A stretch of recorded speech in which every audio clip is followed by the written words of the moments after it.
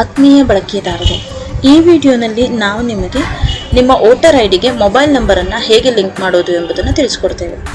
ಮೊದಲಿಗೆ ನಮ್ಮ ರೂರಲ್ ಸೇವಾ ಪೋರ್ಟಲ್ಗೆ ಲಾಗಿನ್ ಆಗಿ ಪ್ರಿಂಟ್ ಸರ್ವಿಸಸ್ನನ್ನು ಕ್ಲಿಕ್ ಮಾಡಿ, ವೋಟರ್ ಸರ್ವಿಸಸ್ನನ್ನು ಸೆಲೆಕ್ಟ್ ಮಾಡಿ, link mobile number and download ಅನ್ನೋ ಆಪ್ಷನನ್ನು ಸೆಲೆಕ್ಟ್ ಮಾಡಬೇಕು. ನಂತರ ಎಂಟರ್ ಎಪಿಕ್ ನಂಬರ್ನಲ್ಲಿ ಬಂದು ನಿಮ್ಮ ವೋಟರ್ ಐಡಿಯನ್ನು ಎಂಟರ್ ಮಾಡಿ.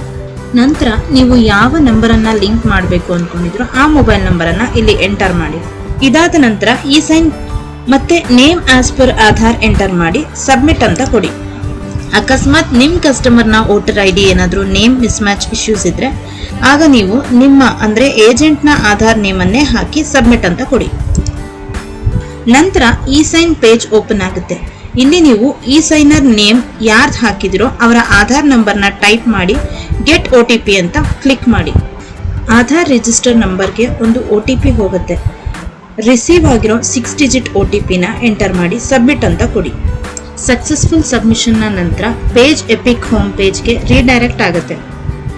ಆಗ ನೀವು ಈ ಪೇಜ್ನ ಕ್ಲೋಸ್ ಮಾಡಿ ಅಥವಾ ಕೆಳಗಡೆ ಇರೋ ಪಾಪ್ಅಪ್ನಲ್ಲಿ ಐ ಹ್ಯಾವ್ ಕಂಪ್ಲೀಟೆಡ್ ಈ ಸೈನ್ ಬಟನ್ ಮೇಲೆ ಕ್ಲಿಕ್ ಮಾಡಿ.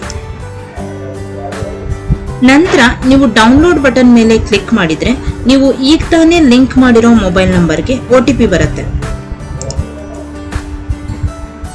ಅದನ್ನ ಎಂಟರ್ ಮಾಡಿ ಸಬ್ಮಿಟ್ ಅಂತ ಕೊಟ್ರೆ ಇನ್ಸ್ಟೆಂಟ್ ಆಗಿ ನಿಮ್ಮ ಕಸ್ಟಮರ್ನ ವೋಟರ್ PDF ಡೌನ್ಲೋಡ್ ಆಗುತ್ತೆ.